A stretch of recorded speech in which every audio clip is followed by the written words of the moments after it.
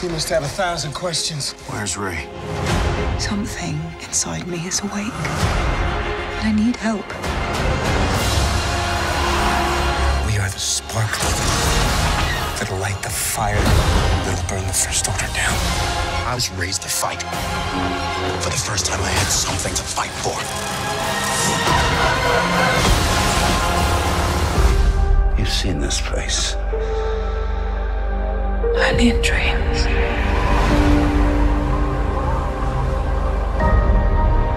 Who are you?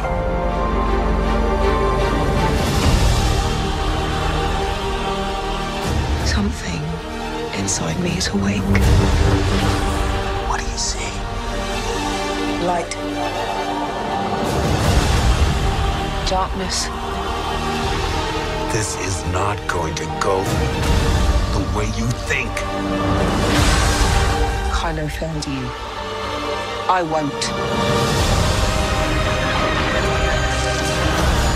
We have to fight. Fulfill your destiny. BB-8, punch it! On December 15th. Come on!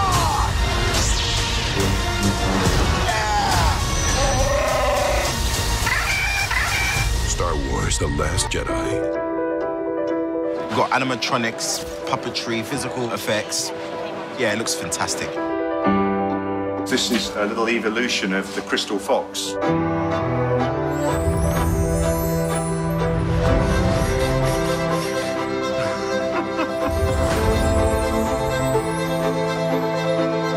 We'll do a combination of a hand puppet, there'll be animatronics in the face,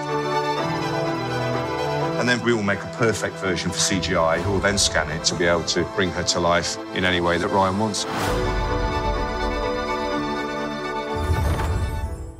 Hey everybody, we got a whole bunch of new Star Wars to break down, and they've done interviews with the cast members talking about their characters, so we found out what Kylo Ren thinks of Rey, what Kylo Ren thinks of himself, which is something I don't think we've got before, and what Rey thinks of herself, in this really cool nostalgia bomb of Mark Hamill talking about what it was like actually physically being back on the Millennium Falcon set, because when he came on set for The Last Jedi, it was literally the first time that he'd been back on that set since they shot Return of the Jedi. So if you're finding me for the first time, be sure to subscribe to get everything. There's going to be a whole bunch more Star Wars happening in the next couple of weeks, and I'm also giving away IMAX gift certificates. All you have to do to enter that is just be a subscriber and leave a comment on the video. I always announce winners at the end of videos, and I'll start with the funny stuff first, the Kylo Ren Rey stuff. So Adam Driver actually had this really funny quote where he's like, he hates her, talking about Rey, this girl, this garbage picker, this amateur who somehow drew his family's lightsaber to her hand, overpowering him in her bond with the Force. So that sounds a little bit like what you would expect from Kylo Ren, like he's cares so much about his relationship with Darth Vader. He's obsessed with his grandfather, and she just took the lightsaber. So he's like, what the hell? But then he goes on. This is actually where it gets more interesting. And yet, he can't help but harbor an admiration for Rey during The Last Jedi. So that's where you start to see him turn in the trailer, where it almost looks like he's extending his hand to her, and where things might go in a different direction during Episode 9. So the really cool follow-up to that Rian Johnson, the director, talked about, because everyone's like, is Kylo Ren going to turn good? Like, what's the twist in the movie? He says, there's a big part of the story that's yet to be written, not by me, talking about Episode 9, because he's not writing that movie. But I don't think it's very interesting if the whole story is just, will Kylo Ren get his comeuppance? He's a more complicated character than that, and I think he deserves a more complicated story than that. I don't see the point of trying to get behind his mask and learn more about him if all we're going to learn is, yeah, he's just an evil guy that needs to be killed. So that just raises a bunch of red flags about his story arc. I don't think it's going to be quite so simple that he just has some turn and he automatically becomes good. But also on the same coin, I think that Rey will also wind up being that complicated too. Like, it's not like she's going to pick up Anakin Skywalker's lightsaber, train to become a Jedi, and then automatically be this force for good. In those trailer scenes, you see her talking about wrestling with dark and light inside of her. It's the same thing happening within Kylo Ren. He's just been doing it longer than she has.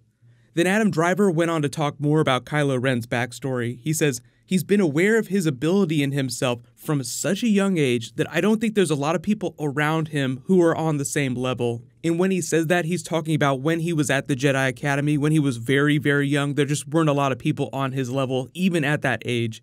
He says, I think there's something familiar there, as well as something to be feared, or something that he can't quite place.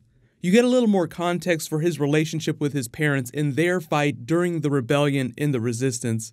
He says, I think the idea of someone whose parents are very much devoted to the cause, that's something that a lot of people could relate to, whether it be religion, politics, or business, not identifying with that cause yourself. I think that can give someone a complex.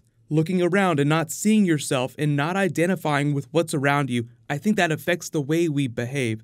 So that gives you an idea for what Kylo Ren was like with his family growing up and how it was so easy for Snoke to turn him just because he didn't identify with this passionate cause that his parents were so into, which is actually a pretty common story to children born of political families or people who are born into really strict religions. When he's talking about religion, though, I don't think he's talking about the religion of the Force, because if you take it that way, then they are a religious family because of the Skywalker line. But you can kind of see the way they talk about Kylo Ren in all the Rey, Luke Skywalker scenes in the trailer, where he's like, I sense this greatness in him. I thought he was the new chosen one. He wasn't careful to be afraid of the power within Kylo Ren, and it went sideways when Kylo Ren just did not attach himself to the values that they were trying to teach him. The cool thing about Rey, too, is that she's also somebody who doesn't necessarily identify with the Resistance. I think she wants to do good, but most of the Resistance storyline has been coming through Finn, Poe, and Rose's character. Obviously, we haven't seen a whole lot of Rose in the trailers, but we've seen a lot of behind the scenes, and she's mostly with Finn for this movie. But Daisy Ridley says she doesn't really know what she wants. She's really trying to do the right thing, and morally her compass is pointing north. But the Resistance is really not that much to her. I mean, she's been left her whole life and very quickly is eager to sort of help other people, which is wonderful. She wants to be a part of something. I mean, everyone wants to be a part of something. So the interesting thing about that is she's just willing to do something. She wants to do good, but she's not exactly sure what that is because she's wrestling with darkness and light inside of her, and she's not completely attached to the Resistance. So when we talk about characters having more complicated stories, I think they just want to leave the door open for Snoke to appeal to some of those things inside of her, try to give her a purpose in the way that Luke Skywalker doesn't immediately jump on that bandwagon. So moving into Luke Skywalker territory, so obviously like very emotional scene of him walking onto the Millennium Falcon, probably the best moment in the latest trailers that they've started dropping, just seeing all the lights power on and him just being almost a little confused and nostalgic, just trying to remember himself because it's been so long. But he says when he was actually on the set, before he'd put his costume on and before they started shooting scenes, he was gonna go walk onto the Millennium Falcon set. In the Lucasfilm, people asked him if they could send a documentary crew with him so that they could film the first time Mark Hamill himself had been back on the Millennium Falcon. And of course he was like, yeah, sure, tell them they can follow me on.